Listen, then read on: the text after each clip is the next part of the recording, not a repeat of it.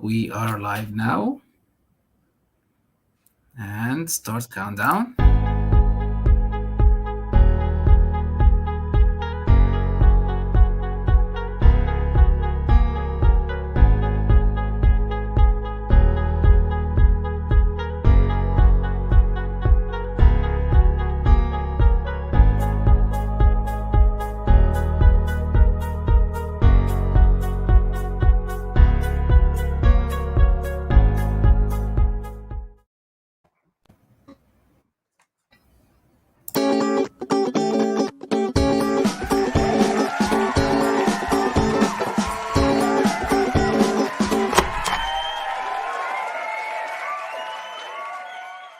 Who is this arrogant guy from London telling us how to run our business?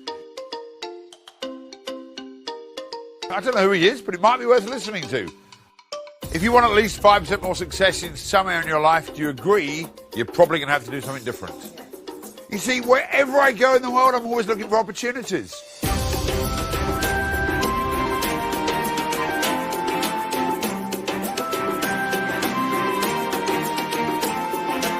But this is what's called comfortable, and we like to do what's comfortable, and I want to change it because I teach people to be comfortable being uncomfortable. But there's a problem, and this is the real issue that says if you're in the room, be in the room. I'll repeat that for some of you because you're not. How many of you have ever had that experience where you're in a meeting with somebody and your mind drifts elsewhere? You're so sure you're here that you're not focused on what's going on, and you're so busy coaching and commentating, you're not with the people that's in front of you. What do you do to guarantee what you do that you're so confident and comfortable about that they're never going to go elsewhere?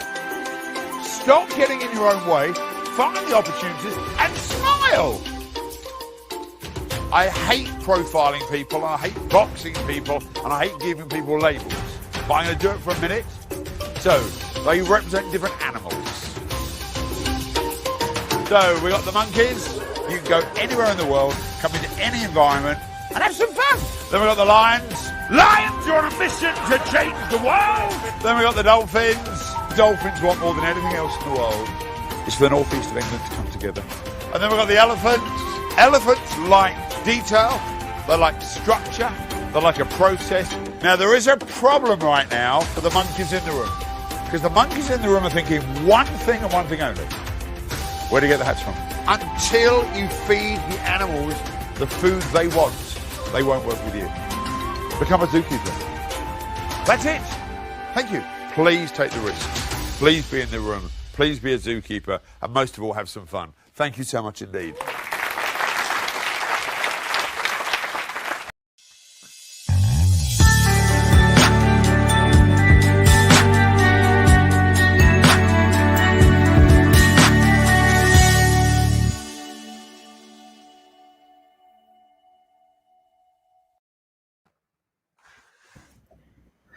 Greeting everyone. Welcome to another episode of Learning Lounge Videocast.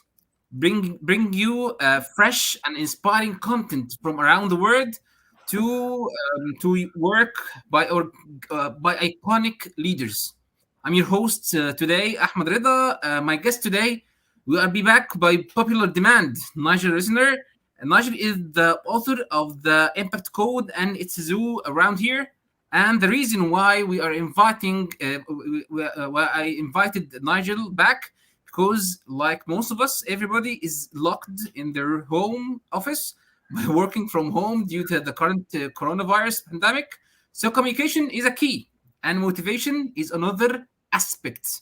So, had a better impact by leaders.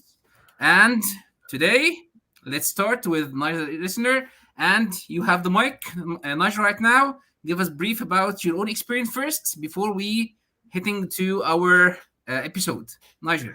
Salam alaikum. Alaikum salam. Alaikum salam. And there's the way to make an impact. Make sure you open up and commit and communicate in the language of the people you're dealing with. So it's great to be with you, Ahmed. And I remember how lovely our time was in Cairo a couple of years ago and with your fantastic students. So it was an honor to be a keynote speaker. with the owner of the university and with all the medical students. And I've been back to Egypt a couple of times since then. And I can't wait when lockdown finishes to come back to continue the work that we're doing. Sure. So my name is Nigel Risner. I've been a motivational speaker for about 20 years. I've literally traveled all over the world. I've gone from Australia, New Zealand, Iran, Egypt, Dubai, Saudi Arabia, Israel, Belgium, France, all of Europe, London, Scotland, Ireland, Canada, America. I've probably left out a couple of places, so apologies to anywhere I've left out. And the simple thing about being a motivational speaker is that I had the business experience beforehand to share some messages about why people suck in business. And most of the time it's because they suck in communication. And the reason they suck in communication, that we're not really taught communication skills at school. We're sometimes taught how to debate, but we're not really taught how to communicate effectively and understand the people we're talking to. So that's part of what I do. The other part is working with organizations to create what I call an impact. Now, what's been really interesting is that, in the pandemic, which, in whichever country you're watching this in, we've got some people who've been locked in for like 17, 18 months. We're now in the UK, it's being released, but we've got lots of people not working in an office, working from home. They might be a student living with their parents, not going to university. They may not be going to the office. Some people are going to the office, but there's not many people there. Exactly. There's another lockdown. Australia is opening up, but it could close down. The Middle East has been going up and down. Every day there's different rules. And you've got to learn to be wherever you are and understand that that's where you've got to be passionate. So we're doing this online, and I've got to show my passion. When I was in Egypt, in Cairo, and we had 250 students as well as an esteemed audience, we needed to show our passion. And I only arrived at 4:00 in the morning. So you can't make excuses. If you want to be a leader, you need to lead. Yeah. And here's lesson number one. We lead people and we manage things. So you can't manage people. Let's just be really clear. Yeah. Companies do not have a culture. People in organizations have a culture. So we need to really understand, if we're going to be in this learning lounge, that if we're in a lounge, we're together. And that's people. The lounge has got no self-esteem. The lounge doesn't care if we're late. The lounge has got chairs. They need to be managed. People need to be led. Children need to be led. I don't know why we find that so difficult. Try and lead a toilet. You can't. You just can manage it. Try and manage a person. You can't. You can just lead them. So lesson number one for today's Learning Lounge is that wherever you are, that's where you need to be, which we're going to go on to in a minute. Most importantly, understand that your communication has a massive impact on other people, internally as well as externally. There's a big introduction. Perfect. If you would like to... I could do more, but it's not going to help the listeners. And too often speakers spend so long saying how brilliant they are, they forget it's not about me, it's about the audience. Exactly. If we would like to start with the title, which is the how to create an impact as a leader. What do we mean here by the word impact? So I don't know if you can remember being a student, okay, or you can remember being in school. There were times where when your teacher left, that's when you were your happiest, as against when they arrived. Yes. In leadership, it's exactly the same. Your job as a leader, your job as a parent, whether you're a football coach, you're a scout leader, you run a boys brigade. Your job as a leader is to make sure that the people's lives that you touch feel better than when you got there. Yes. Otherwise, you haven't made much of an impact. And Anita Roddick, who set up the Body Shop, she said, if you think you're too small to make an impact, try going to bed with a mosquito in the room. A tiny mosquito in a room this big will make an enormous impact. That's what leadership is about, is that moment by moment, is what we're doing making an impact? And what you want to hope it's not the impact because they've left, that we're happy. Okay. One of the greatest books you give it to me as a gift, which was the Impact Code. The Impact Code. When I first start to read the title, I thought that it will be sort of a leadership skills book, or something related to how to leave an effective impression, or an effect with the teammates, or something like that. But it was a really eye opener for a lot of things. And I still remember the concept, which is you have to be in the room. You have to be in the room. Okay. Tell us more about this concept. What do you mean about being in the room? The hardest thing we can do is be where we need to be. So right now, and this is a promise, you are the most important person in my life. Above God, in a way, above my children, and above everyone else, because I'm with you. Now, for anyone who's listening, is probably thinking, that can't be right. My children are not in the room. Yes. I'm not in a church. I'm not in a mosque. I'm not in a synagogue. I'm just here with you. So you've got to get my attention, and I've got to recognize you are important. So the place you mean in the cycle of your focus. Yeah. But you see, I'll give you an example. Be really honest with me, my friend. Have you ever held your phone while you're talking to somebody? Maybe, sure. Have you ever had the experience that as you're talking to somebody, your phone rings, even if it's on silent or vibrate, and you quickly do this, and then you go, no, it's okay. Have you ever done that? Be honest. Sure. In that moment in time, you've lost connection with that person. You've looked at your phone, and then you've made a decision that in this moment in time, this person is not as important as you. Exactly. But what you're really saying is you're very lucky, because if they were important, I would take the phone call. Exactly. So you need to think as a leader, and do you have children? Yeah. How old are your children? 5, both. They are twins. Okay, twins. So you come home from work, and your 2 5-year-olds run into your legs, because they're at that level. They run into your legs. Daddy, let's go and play. And you go, okay, hold on 1 second. I think I've got a phone call. In that moment in time, what you're saying to the 2 most precious people in your life is, you don't matter. Now, I want you to be really aware that I think you love your children. Sure. But right now, you need to love me more. Mm-hmm. Now, that's because I'm here. Now, in 38 minutes' time, when you finish this and you go back to your 2 children, I want you to love them much more than me. Because the tragedy is, do you know what most people do?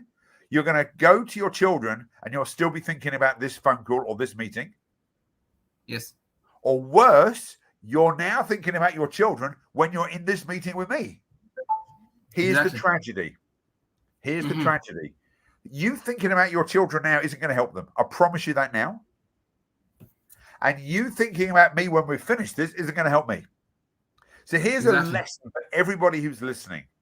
Practice this game of being in the room with the person who is with you. Now, if you're married, be with your wife. Now, children spell the word love T-I-M-E. Let me repeat that.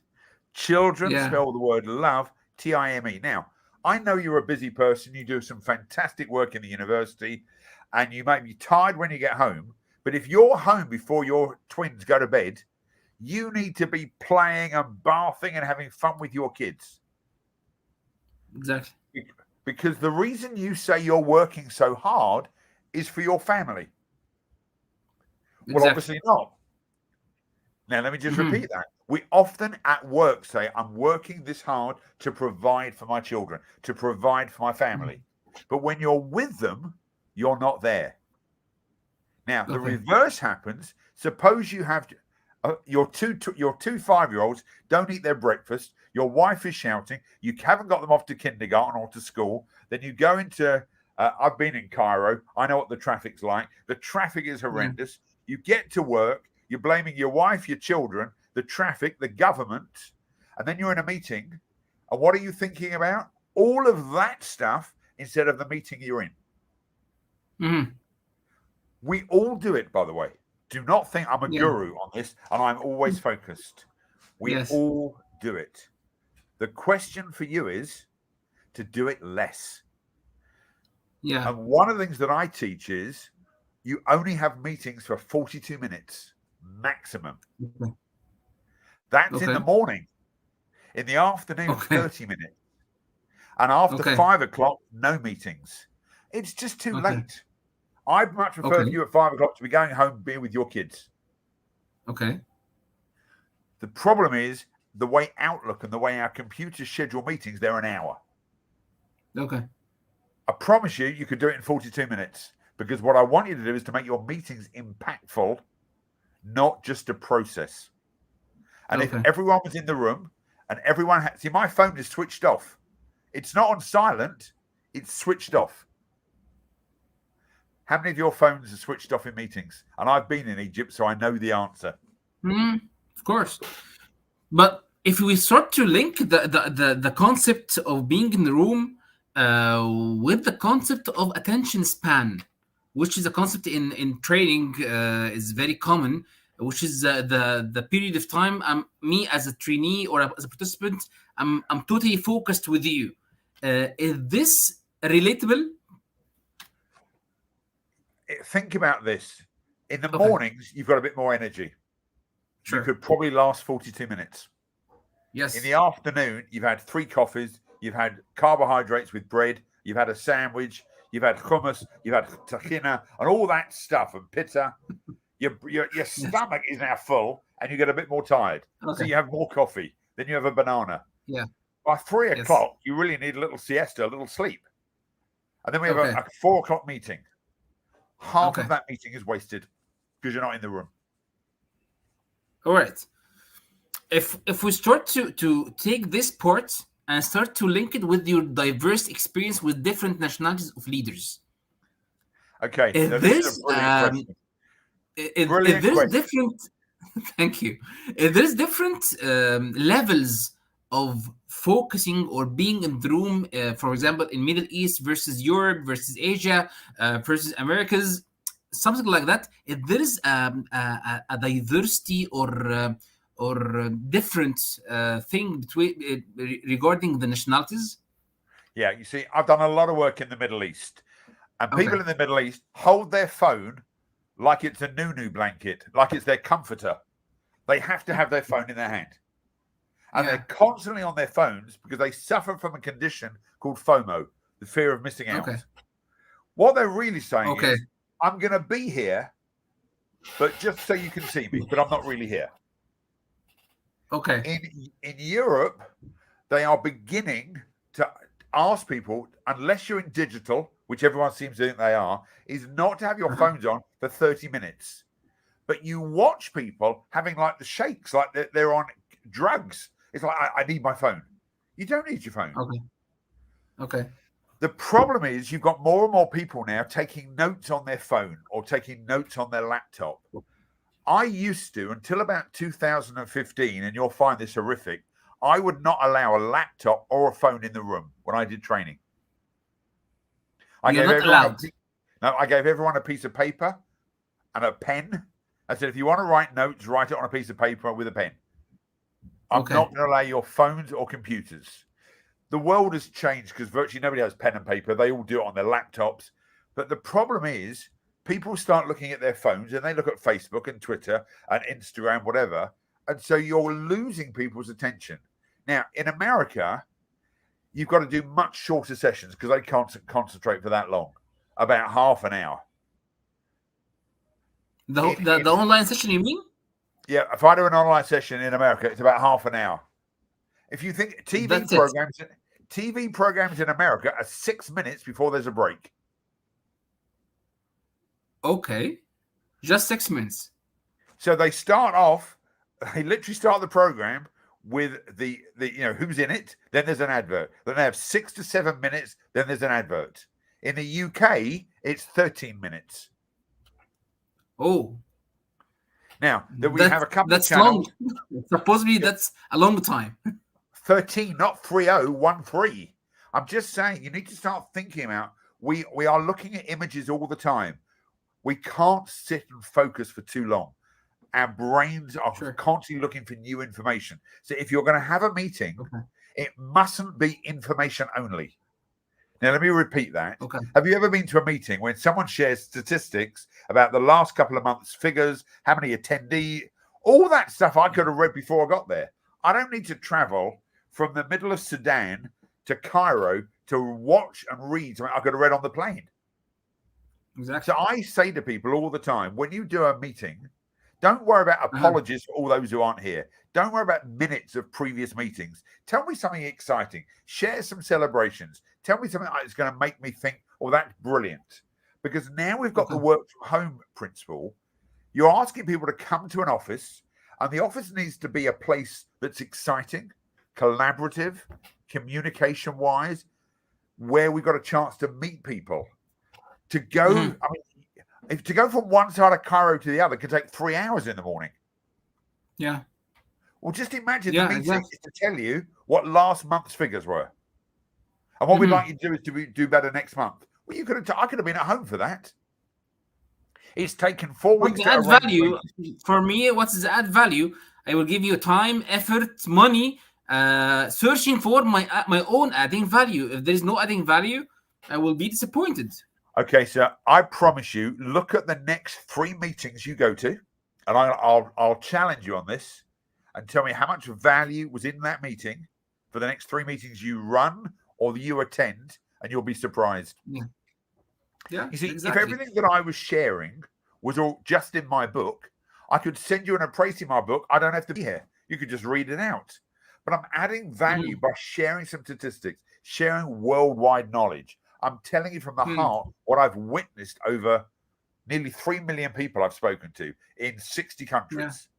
And I'll tell you the biggest problem, most people are not in the room. They're thinking about something else. And if you go to manufacturing, and I've worked in drug companies, I've worked on factory lines, 90% of staff are spending 90% of their time doing routine stuff. You've got to make it exciting. You've got to make it fulfilling. You've got to make it so they want to come there. Exactly. So ask yourselves all the time, am I in the room? Am I in the room? And you'll be amazed how often people are doing this. They're looking to see the person next to them, or they're waiting to find out. If you go to a networking event, you're talking to someone, but in the corner of your eye, you see someone over there, Bob, who you must speak to, and you're not concentrating on the person you're with. Very hard. It's the biggest lesson I teach. Okay, I have a secret question. A secret question? There is different secret question. Okay, and I need a secret answer. Okay, so no one's going to hear. No one. It's not alive. Okay. Is there a difference between being in the room for the males and females? Okay, so it's such a brilliant question. In the past, 3 million years ago, when the men were hunting and the woman was in the cave looking after the children, but listening out for the sounds of the animals, women had to multitask. A man's role was to solely focus on killing an animal to feed the family. We had one focus. 3 million years later, women don't have to do the same thing, but inherently and in their DNA, women can multitask better than men. Not as well as they think, by the way, but still better than men. So women can be thinking about what they're going to give their children for dinner and be in a meeting. Men 100% can't. If they're watching football, and somebody comes in to ask them a question, they've got to pause the TV. They can't watch and listen. Okay. All right.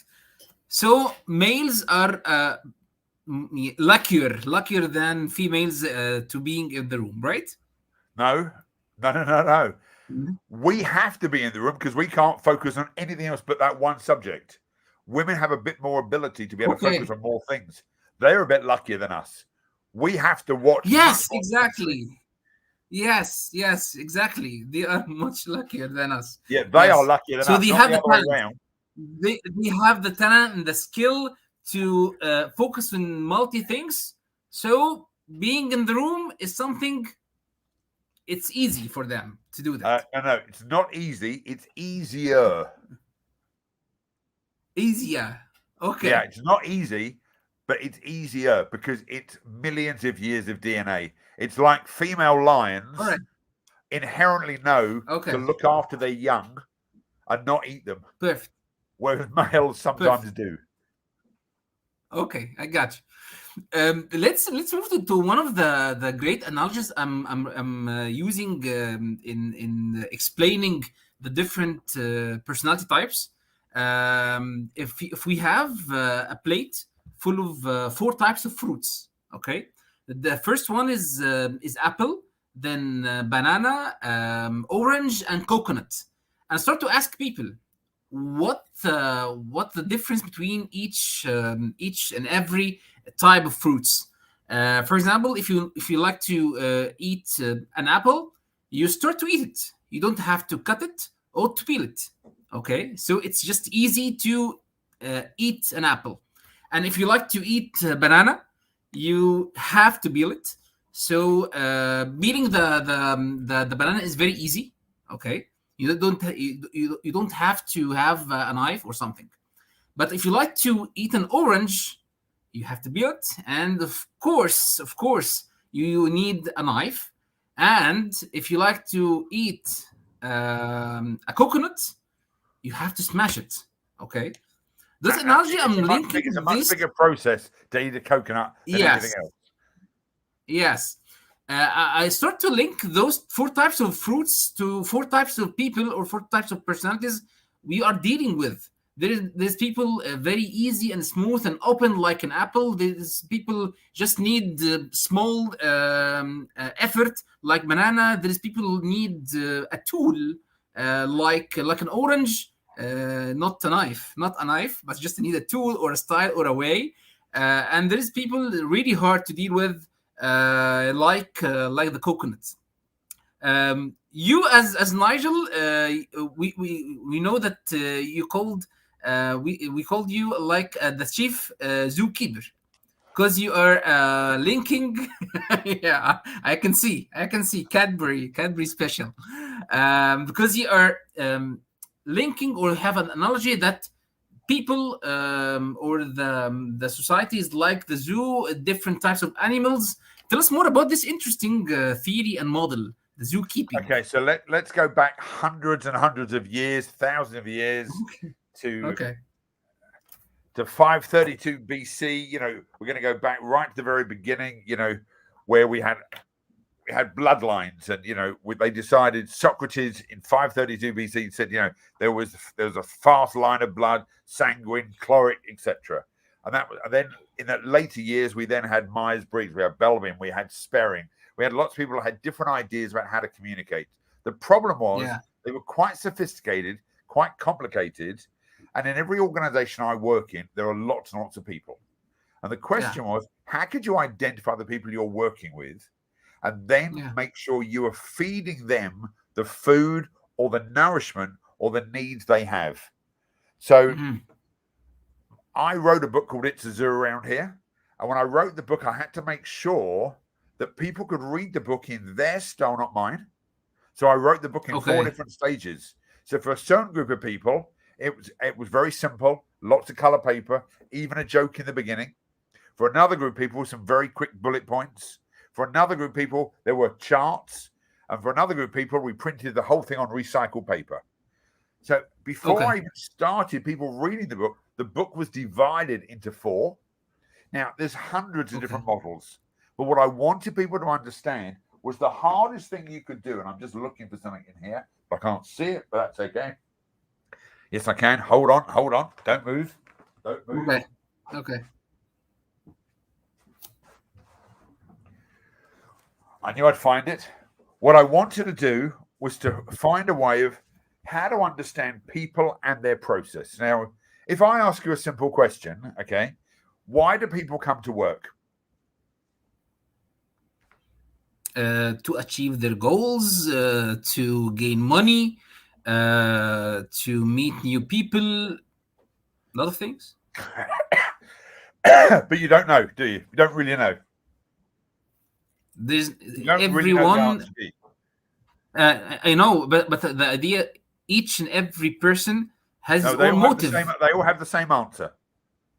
There's Okay. one answer. Are you ready for this? This is a big learning point for the Learning Lounge. The reason why people come to work is to get their personal needs met.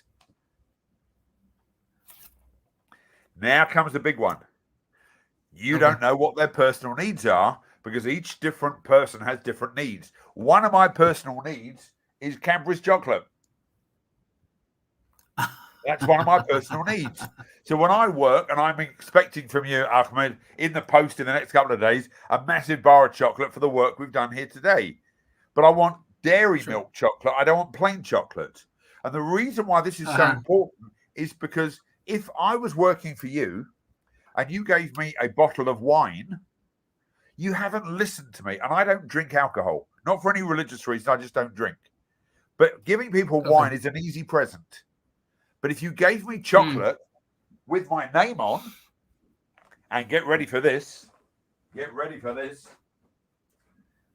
I did my first live presentation this week, and look at that. Oh, that's amazing. Now, think about this. The person who gave it to me understood my needs. How do you think I felt when I was given that chocolate? Amazing, for sure. If you gave me a bottle of very expensive champagne, which would have cost 10 times the amount, how would I have felt? Okay. No, I'd be upset. This is not what you want. I don't drink alcohol. I've told people I don't drink alcohol. What I want is chocolate. Now, it could be anything, but it's about your personal needs. So there's two parts to communication. You've got to know what their needs are, and then you've got to be able to communicate in their style. So we have 4 styles. We have monkeys that are like me. I'm all over the place. I'm not structured. I don't do detail. You sent me a whole list of a downloadable document, which I never filled in, as you well know. You had to do a spreadsheet. There was not a chance I was ever going to be able to do that. And as a monkey, I just wrote back saying, zookeeping in the room and something else. Do you remember? Yeah. Because as a monkey, it was just too complicated for me. Then there are lions who want to appear. And remember when you asked me to introduce myself, the lions would have spent half an hour saying how fantastic they are and every award they've ever won.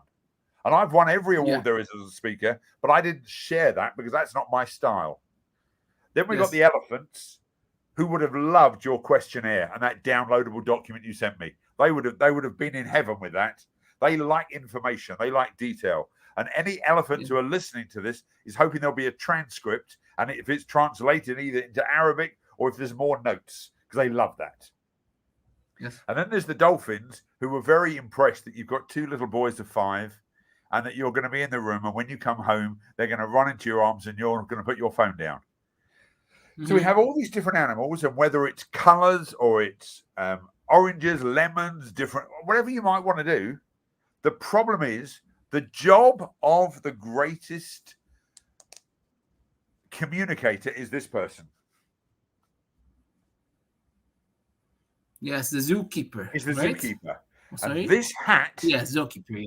This hat is very hard to obtain. Because when you come home, you've got a wife, you've got 2 children, you've got the principal of the university, you've got other lecturers, you've got students, and you've got to spread your wings all over the place. But the zookeeper knows the people it's talking to. It's no use talking to your children about the traffic in Cairo. They don't care. They want to have some fun with their dad. Your wife wants to be listened to. She doesn't want to be lectured. Does that make sense? The problem is a lot of men don't listen to their wives. They just tell their wives. Most men don't sit and play games with their children. They tell them how the game should be played. Zookeepers understand the needs of the people they're talking to. So my wife is a massive, massive elephant. I mean, she's small, but she's a massive elephant. She wants a Okay. protest. It's a Saturday afternoon here, and we're going out to dinner tonight. And before we started this program, my wife said, how long are you going to be speaking for? You know we're going out for dinner. Do you know how long it's going to take us to get to the restaurant? As a monkey, I went, no problem, it'll be fine. But I then had to tell my wife just before, I said, here's the program. It's going to be 46 minutes. I'll be finished by about 7 o'clock. Don't panic. Okay. Because as an elephant, she needs that detail. As a monkey, Yes. I don't even know which restaurant we're going to. I've just made that up, but I just think it's nearly right. A lion would probably have a chauffeur picking them up to take them to the restaurant, and the dolphin would say, let's all go together. So it's okay, but what you've got to do if you really want to lead your people, not manage, lead your people, is you need to understand why they're coming to work, what their needs are, and then speak to them in their language, not yours. So the very first thing I said when you introduced me was Salam Alaikum. Why did I say that? Because I'm speaking to you. That's your native tongue. That's going out to the world. And if I was in France, I might have said bonjour, bonsoir. If I was in South Africa, I might have said goeiemorgen or khandid bayachut. I may have found the right language to make some sort of business rapport. Okay. And the reason why zookeeping is like leadership is that your job is to make sure you're treating your animals, your people, in the way they want to be treated. It's no use giving monkeys tuna fish. They don't want that. They want bananas, they want nuts, they want simple food. Lions want raw meat. It's no use giving them vegetation, they don't eat it. But what happens is when we're under pressure as a leader, we give them what we've got, not what they need. Got you. And I know that in your own website, you have an assessment to discover your own, my own personality, right? But we did it in two different ways. We did a fun way that was quick and animated for the monkeys and lions. And for the elephants and dolphins, there's questions and you can download something. So we even gave people a choice in how they answered the questions. Okay. So we have 4 types of personalities with 4 types of animals: monkey, lion, elephant, and dolphin, right? Yeah. And I've just written a new book where we've got another 8 animals.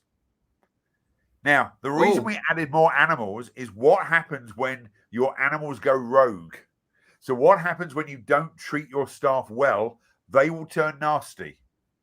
So let me use me as an example.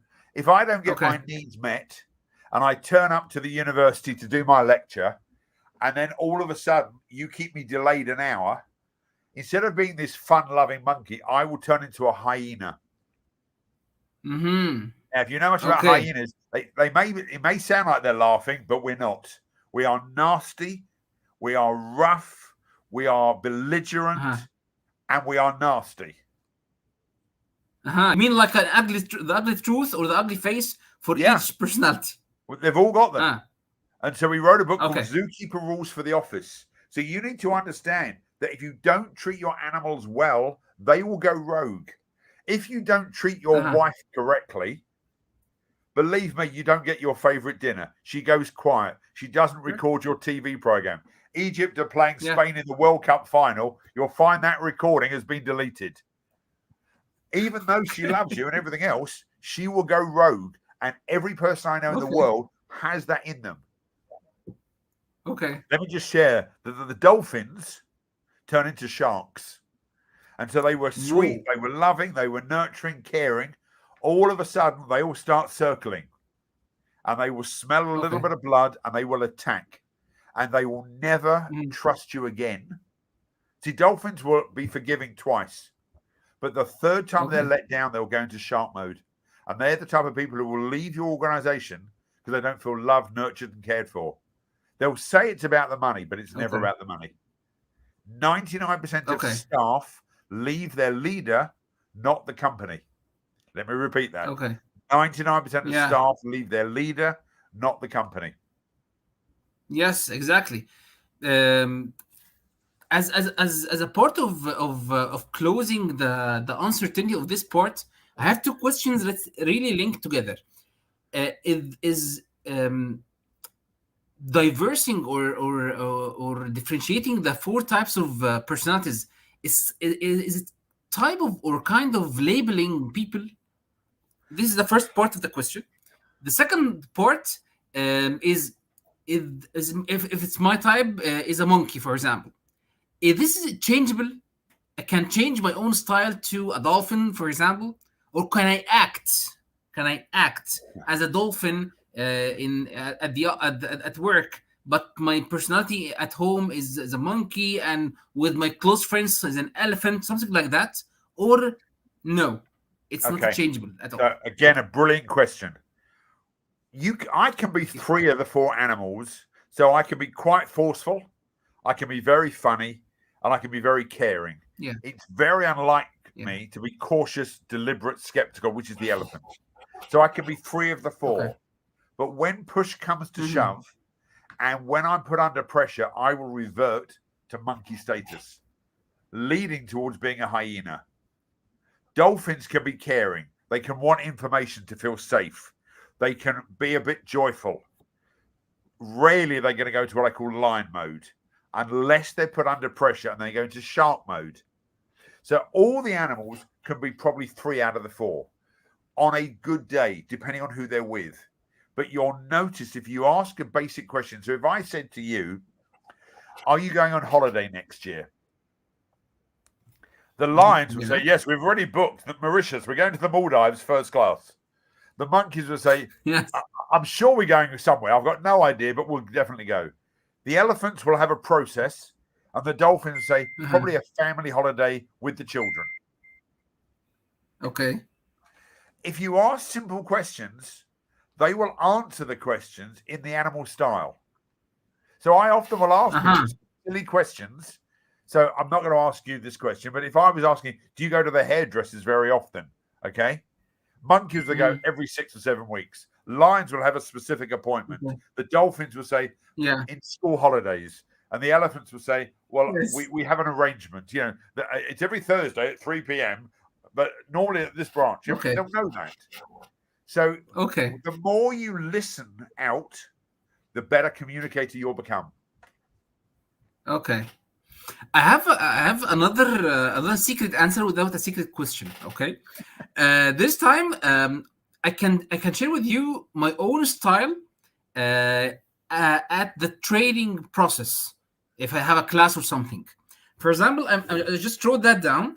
For example, I'm being an elephant, which is details oriented in the preparation process. I'm very detailed oriented, and I'm a monkey. If there is a game or activities during the class, I'm really going with people. I'm really having fun, something like that. And I'm a dolphin in delivery. Okay, so I think dolphin is expressive, right? Well, monkeys are much more expressive than dolphins. Okay, the dolphin. What is the key thing for the dolphin? Caring, nurturing, supportive, patient, and relaxed. Okay. And I'm a bit a lion, something related to rules or penalties or class agreement or something like that. But I think we have a style that is more dominant for us, or more in our own comfort zone. When I'm acting with this style or with this type of animal, I'm more relaxed and have no. I don't have so much effort to do because I'm going with my my gut. mind flow. With your gut. Yes, exactly. It's really brilliant. That's really brilliant. And this is not labeling people, right? No, this is just discovering my own potential. So when you asked me a question offline, which was, what do I do before I go on stage? So I obviously go to the toilet. But I want to make sure my equipment works. I want to make sure I can see the audience. There'll be some people who think I'm quite elephant in my process. It's not that I'm elephant. I just know if I've got that there, I can relax. Yeah. I'm quite tough on an audience because I want them just to get the basics out of the way. But I love an audience, which is quite dolphin. But I just have fun. And what happens for me is that a delegate will ask a question that's a little bit funny. and I can go way off track, and I can have the clients laughing, crying, whatever, like I did in Cairo when I picked on the owner of the university, and I had the president there, and we had all these officials there. I was having fun with the table where very few people would ever have done that, because that's the monkey in me coming out. The elephant and lion would never have done that. Okay. Brilliant. One of the few insights I really would like to share also that sometimes there is some common topics or common parts we usually mention a lot in the trading. For example, if you have a goal setting course or a time management course, we always talk about smart goals a lot. And if you ask any person, you know the meaning of smart goals? Yes, I know. S is for specific, M for measurable, and so on. Okay. If I ask another question, which is, do you really write your own goals in a smart way? It's a big pause.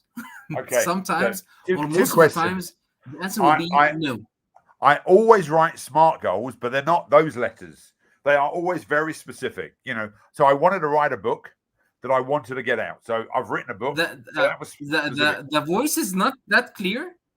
Can you hear me now? Is that better? I don't know why. Is that better? It's a bit freezing. It's clear my end, so I'm curious. I don't know. Is that better? Yes. Right now, I think it's better. Yes, it's better. Okay. Yes. So all of my goals are smart, but they stand for different things. It's got to be specific. So, you know, if you want more money, how much money do you want? If you want to write a book, that's a great specific goal. But it's got to be motivational. Yeah. It doesn't need to be measurable. It needs to be motivational. The reason why people's goals don't work because they're not motivational. So if there's no motive there, that's why people who go to a gym, normally January the 1st, everyone says, I'm going to lose weight this year. And by the 22nd of January, every gym is empty because they're not motivated anymore. It's got to be attainable in your mind's eye. You've got to be able to see yourself achieving your goal. It's got to be relevant. Who cares about realistic goals? You want them to be relevant. It's not relevant for me to climb Mount Everest. It might be for other people. It's not relevant for me. It's not realistic for me. But if it was relevant, I'd be climbing it.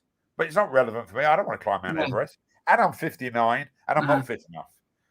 And it needs to be trackable by you and 5 other people. The reason why we don't share our goals is because nobody knows about them in case we fail. If you had a goal and you said to me, I'm going to share it with you, with the president, with one of your best friends, with your wife, and we all knew what your goals were, and there was a consequence if you don't do it, believe me, you do it. But I added, get ready for this, 2 other letters to SMART. I wanted smarter goals. It needs to be enjoyable, and then it needs to be a reward. If there's no reward, we don't feel fulfilled. So when I wrote my first book, we went to Florida. When I wrote my second book, we went to Alaska. When I wrote my third book, we went to Kenya. When I wrote my fourth book, we went to Australia. When I wrote my 5th book, we had lockdown. But we'll do a big safari in Botswana or somewhere because there's a reward. So now it's enjoyable and I'm motivated to do it. It's trackable because I've booked the flights for next June. It's motivational, but it's very specific. Write the book, write the program. We've done a brand new, which you may not have seen, a personalized assessment tool. So 50 pages of a brand new personal assessment tool on my website.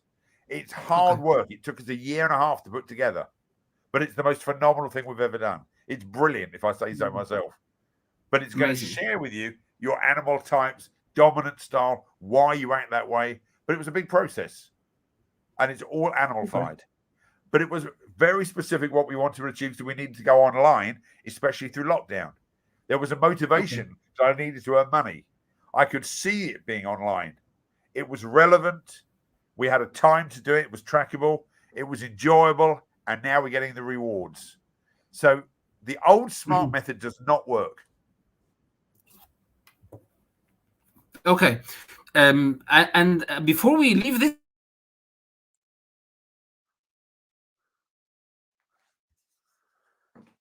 part, I noticed something called, I think, a goal.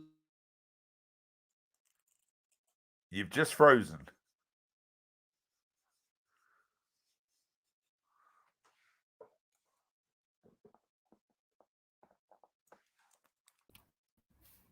Nigel, you can hear me, Yeah, right? I'm still here. Okay. There's something called a goal fever. The goal fever, it's happening every December of each year. I will start to plan for my whole year. Okay. It's called And someday. It's called someday I'll. Someday I'll do this. Someday I'll go do this. Okay. Start doing goal setting today. What is it you want, and is it specific, motivational, attainable, relevant, trackable, enjoyable, rewarding? Start it today. Don't wait till Monday. Don't wait till December the 31st. Do it today. Yes, exactly. Before we end this amazing episode, we have like a part or a segment with some quick questions and quick answers. It's be like a word or two quickly. All right. But before we go to this segment, we just need to recap this the what we said so far. We said that we have to be in the room to focus on the top priority be in thing. the room. Just be in the room. Be here. That's all. Be here, yes, exactly. And we need to discover our own type of personality through the amazing assessment or the amazing quiz in your own website. We will share it with the audience after the episode. And the last thing, which is, it's not a smart goals anymore. It's a smarter goals, right?